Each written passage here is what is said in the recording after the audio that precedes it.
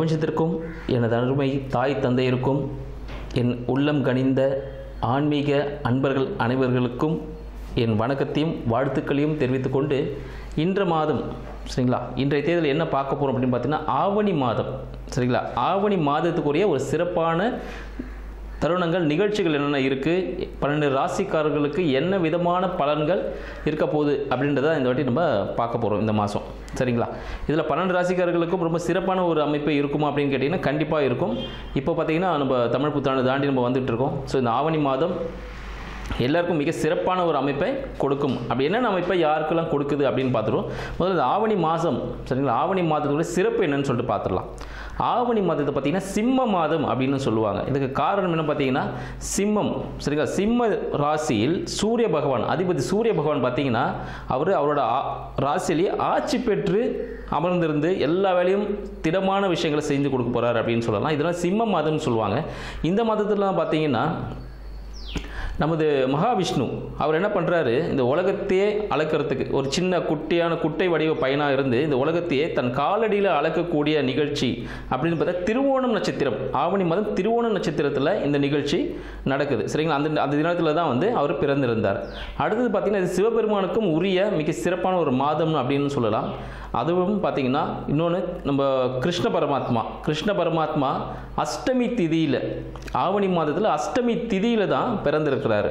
So அத்தனை கூட சிறப்புகளும் இருக்குது. சரி, இவங்களுக்கெல்லாம் இருக்குது. அப்போ விநாயகர் விட்டுருவோமா? நம்ம விநாயகருக்கு சங்கடா சதுர்த்தி, மகா சங்கடா சதுர்த்தி இந்த வருடத்தில் கடந்த ஒரு வருடமாக சதுர்த்தி விரதத்தை நம்மளால் கடைப்பிடிக்க முடியலை அப்படின்னு சில நாள் இருப்பாங்க, தொடர்ந்து பண்ணிகிட்டு இருப்பாங்க. சில டைம் பண்ண முடியாமல் போயிருக்கும். அவங்க எல்லாமே அந்த டைமில் விட்டிருந்தாலும் இந்த மகா சங்கட சதுர்த்தி அப்படின்னு சொல்லக்கூடிய விநாயகர் சதுர்த்தி அப்படின்னு சொல்லுவோம். அது பார்த்திங்கன்னா ஆவணி மாதம் நம்மளுக்கு வரப்போகுது சரிங்களா. அதில் நம்ம ஆகஸ்ட் 27 அப்படின்னு சொல்லலாம் ஆங்கிலத்தில். ஸோ அந்த தேதிக்கு வரக்கூடிய சதுர்த்தி விரதம் சரிங்களா, மகா சங்கட சதுர்த்தி விநாயகர் சதுர்த்தின்னு சொல்லுவோம். ஸோ விநாயகர் முழு முதற் கடவுள் விநாயகனை வழிபட்டு நம்ம செய்யக்கூடிய அனைத்து செயல்களும் சிறப்பாக இருக்கும் அப்படின்றது நம் முன்னோர்கள் நம்மளுக்கு கொடுத்த ஒரு அருள்வாக்கு அப்படின்னு சொல்லலாம். இத்தனை மிக்க சிறப்பான ஆவணி மாதம் நமக்கு 12 ராசிக்காரர்களுக்கும் எந்த விதமான பலன்களை கொடுக்க போகிறது அப்படின்ற விஷயத்தை நம்ம தனித்தனியாக பார்த்துருவோம். இதில் யாருக்கெல்லாம் சிறப்பாக இருக்குது, என்னென்ன முன்னெச்சரிக்கை நடவடிக்கைகள் யாரெல்லாம் எடுத்துக்கணும், யாருக்கெல்லாம் தனவரவுகள் அதிகமாக இருக்குது அப்படின்ற விஷயத்தையும் நம்ம தெளிவாக பார்க்க போகிறோம். தனுசு ராசி அன்பர்களுக்கு வணக்கம். தனுசு ராசி அன்பர்களுக்கு இந்த ஆவணி மாதம், சிம்ம மாதமாகிய ஆவணி மாதம் எத்தகைய சிறப்புகளை தரப்போகிறது அப்படின்ற விஷயத்தை இப்போ நம்ம இந்த நிகழ்ச்சியில் காணலாம் சரிங்களா. தனுசு அப்படின்னாலே பார்த்தீங்கன்னா மிகவும் பொறுமையான சரிங்களா, பொறுமையான சாந்தமான எதையும் யோசித்து செய்யக்கூடிய சுபாவம் உடையவர்கள் அப்படின்னு சொல்லுவாங்க.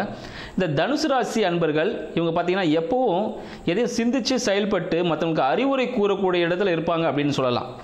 தனுசு ராசி அன்பர்கள் மிகவும் பக்குவமானவர்கள், சிந்தித்து செயல்படக்கூடியவர்கள் அப்படின்னு சொல்லக்கூடிய தனுசு ராசி அதிபதியான குரு பகவான் பார்த்தீங்கன்னா எங்கே இருக்கார் இந்த ஆவணி மாதத்தில் பார்த்தீங்கன்னா 7ஆம் இடமாகிய தனுசிற்கு 7ஆம் இடமாகிய மிதுனத்தில் இவர் சஞ்சரிக்கிறார் சரிங்களா. இந்த மிதுனத்தில் இவர் இருக்க காலகட்டம் எப்படி இருக்குன்னு பார்த்தீங்கன்னா இவர் வீடு சார்ந்த விஷயங்கள் சரிங்களா, வீடு வண்டி வாகனம் சார்ந்த விஷயங்கள் மற்றும் திருமணம் சார்ந்த விஷயங்களை காத்துட்டு இருக்காங்க அப்படின்னு சொல்லலாம். இந்த ஆவணி மாதம் இவங்களுக்கு திருமண காலம் அப்படின்னு சொல்லலாம். வீடு வண்டி வாகனம் அமையக்கூடிய ஒரு சொற்காலம் அப்படின்னு சொல்லலாம் அப்படின்னு விஷயங்கள். இதில் இவங்க என்னெல்லாம் பண்ணலாம், இவங்க தாயாருக்கு என்ன நடக்கும் அப்படின்னு பார்த்தீங்கன்னா இவர் தாயாரை சார்ந்த நிலப்புலன்கள் இவரை சேர்வதற்கான காலகட்டம்னு சொல்லிக்கலாம் சரிங்க. அடுத்தது இவருக்கு திருமணம் அப்படின்னு சொல்லி தள்ளி போய்கிட்டே இருந்தால் இந்த காலகட்டம், இந்த வரப்போகிற ஆவணி மாதம் இவருக்கு திருமணத்தை நடைபெற்று தரக்கூடிய ஒரு மாதமாக திகழப் போகிறது அப்படின்னு சொல்லலாம். சரி, இவரோட செயல்பாடுகள்லாம் எப்படி இருக்கும்? இவர் ரொம்ப ஒரு கரடு முரடான சில விஷயங்கள் சரிங்களா. இவர் நிறைய யூடியூப் சேனல்ஸ் பார்க்குறவராக இருப்பார், நிறைய ஷார்ட்ஸ் பார்க்குறவராக இருப்பார். ஒரு டெரர் மூவிஸ்னால் ஃபஸ்ட் நாள் ஃபஸ்ட் ஷோ போயிடுவார். இது மாதிரி விஷயங்கள்லாம் அவங்க செஞ்சுட்டு இருப்பாங்க. இவங்களோட முயற்சிகள் எல்லாமே ஒரு சக்ஸஸ் கொடுக்கக்கூடிய ரொம்ப ஃபாஸ்ட்டாக பண்ணக்கூடியவங்க விஷயங்கள் எல்லாமே இந்த ஆவணி மாதத்தில் இவங்க செய்கிற செயல்கள் எல்லாமே இன்றைக்கி ஆரம்பிச்சோன்னா உடனே நாளைக்கு முடிஞ்சிடணும், உடனே ரிசல்ட்டை பார்க்கணும் அப்படின்ற ஒரு மனப்பக்குவத்தில் இவங்க இருப்பாங்க அப்படின்னு சொல்லலாம். இவங்களுக்கு அடுத்ததாக பார்த்தீங்கன்னா இவங்களுக்கு படிப்புலாம் எப்படி இருக்கும் அப்படின்னு பார்த்தீங்கன்னா படிப்பு கொஞ்சம் மந்த நிலையில் தான் இருக்குங்க சரிங்களா. அந்தளவுக்கு சிறப்பாக சொல்ல முடியாது. இந்த ஆவணி மாதம் மட்டும் பார்த்தீங்கன்னா கொஞ்சம் மந்த நிலையில் இவங்க படிப்பு சுமாராக செல்லக்கூடிய ஒரு காலகட்டமாக திகழுது.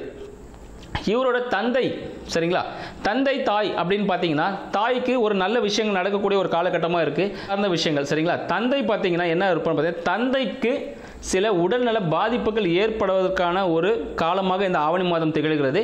இவருக்கு பார்த்தீங்கன்னா தந்தைக்கு என்னென்னா ஒரு உடல்நிலை சார்ந்த உபாதைகள், ஒரு சின்ன ஒரு ஆப்ரேஷன்ஸ் நடக்கக்கூடிய ஒரு காலகட்டமாக பார்த்தீங்கன்னா இந்த ஆவணி மாதம் திகழ்துன்னு சொல்லலாம். ரொம்ப பெருசில் சின்ன சின்ன விஷயங்கள் தான் இருக்குது. அதுலேயும் பார்த்தீங்கன்னா இவரோட கடன்கள் ஏதாவது இருக்குது, தீரக்கூடிய கடன்கள், சரிங்களா. இதுக்கு முன்னாடி தீர்க்க முடியாத அளவுக்கு அந்த கடனாக இருந்திருக்கும். ஆனால் இந்த காலகட்டத்தில் பார்த்தீங்கன்னா அதெல்லாம் ஈஸியாக தீர்க்கக்கூடிய ஒரு அளவுக்கு மிக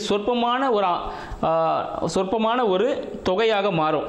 ஒரு கோர்ட்டு கேஸ் வழக்காக இருந்தாலும் பார்த்தீங்கன்னா அது பேசி முடிச்சுக்கலாங்க அப்படின்னு ஒரு சுகமான ஒரு சூழல் வந்து இவருக்கு ஏற்படுறதுக்கான காலமாக இருக்குது. இந்த ஆவணி மாதத்தில் பார்த்தீங்கன்னா இவர் என்ன செய்யலாம் அப்படின்னு பார்த்தீங்கன்னா இவர் தொழில் சார்ந்த விஷயங்கள், சரிங்களா, தொழிலுக்காக இவர் என்னென்ன பண்ணலாம், என்னென்ன விஷயங்கள் செய்யலாம் பார்த்தீங்கன்னா தொழிலுக்காக முதலீடுகளை இவர் செய்யக்கூடாது அப்படின்னு சொல்லுவோம். ஏன்னா தொழிலுக்கு முதலீடு செய்யும் போது அது பெரும் பணத்தை என்ன ஆகும், ஒரு இதை லாக் பண்ணி வைக்கிற மாதிரி ஆகும், சரிங்களா. அது தொடர்ந்து பார்த்தீங்கன்னா ஒரு ரொட்டேஷனில் போகுமானா போகாது. ஒரு இன்வெஸ்ட்மெண்ட் தொழிலில் பண்ணார்னா அது ஒரு இடத்துல முடங்கி தான் இருக்கும். இந்த ஆவணி மாதம் அந்த அளவுக்கு பார்த்தீங்கன்னா அவரை கொஞ்சம் முடக்கக்கூடிய விஷயங்களை தரக்கூடியது. ஆனால் தொழில் இன்வெஸ்ட்மெண்ட் பண்ண வேண்டாம் அப்படின்னு சொல்லுவோம். அடுத்து பார்த்தீங்கன்னா வெளியூர் பிரயாணங்கள், சரிங்களா, வெளியூர் போகலாமா அப்படின்னு சொல்கிறது பார்த்தீங்கன்னா வெளியூர் போனால், சரிங்களா, இல்லைனா ஒரு சுற்றுலாத்தலம் போகிறாரு பார்த்தீங்கன்னா அது ஒரு அழுத்தத்தை கொடுக்கும்னு சொல்லலாம். ஒரு மன மகிழ்ச்சிக்காக போவார், ஆனால் பார்த்தீங்கன்னா அது அவருக்கு ஒரு அழுத்தமாகவே இருக்கும். எப்படா வீட்டுக்கு போய் சேருவோம், ஏண்டா இங்கே வந்தோம் அப்படின்னு ஒரு மனநிலை கொடுக்கக்கூடிய ஒரு இடத்துல போய் விட்டுரும் அப்படின்னு சொல்லலாம். இந்த ஆவணி மாதத்தில் இவர் என்னெல்லாம் செஞ்சால் இவருக்கு மன மகிழ்ச்சி ஏற்படும் அப்படின்னு பார்த்தோன்னா இந்த ஆவணி மாதத்தில் விநாயகர் வழிபாடு, சரிங்களா, ஆவணி மாதத்தில் வரக்கூடிய விநாயகர் சதுர்த்தி அன்று விரதம் இருந்து விநாயகர் வழிபாடை அதன் உரிய முறைகளில் செய்வதன் மூலம் இவருக்கு மிக சிறந்த பலன்கள் கையாளும் அப்படின்னு சொல்லலாம். இந்த கை கொடுக்கக்கூடிய விஷயத்துக்காக விநாயகரை விடாமல் எல்லா நாட்களிலுமே இவர் காலையில் வணங்கிட்டு வந்தார்னா மிக சிறப்பான எந்த செயல் செய்வதற்கு முன்னையும் இவர் விநாயகர் வழிபாடு செஞ்சுட்டு செய்யும் பொழுது அது அவருக்கு சக்ஸஸை கொடுக்கும் அப்படின்னு சொல்லலாம். தாயிடம் ஆசீர்வாதம் கண்டிப்பாக இவங்க வாங்கணும். இந்த ஆவணி மாதத்தில் மற்ற எப்போ வாங்குறாங்களோ இல்லையோ தினமும் இந்த ஆவணி மாதத்தில் தாயிடம் ஆசீர்வாதம் மனப்பூர்வமாக அம்மா எனக்கு மன்னிச்சிருங்க, நான் தெரியாமல் பண்ணிட்டேன். அம்மா இருந்தாங்கன்னா சாஷ்டாங்கமாக காலில் வந்து ஆசீர்வாதம் வாங்கிக்கலாம். அம்மா இல்லைனா மனப்பூர்வமாக மனசுக்குள்ளே சொல்லிவிட்டு என்னை மன்னிச்சுக்கங்க, உங்களை கஷ்டப்படுத்திருக்கேன்னு சொல்லிவிட்டு அவட மனதார ஆசீர்வாதம் மன்னிப்பு கேட்டு ஆசீர்வாதம் வாங்குவதன் மூலம் எல்லா செயல்களும் சக்ஸஸ் அடையலாம் அப்படின்ற விஷயத்தை உங்களுக்கு தெரிவிச்சுக்கிறேன். நன்றி, வணக்கம்.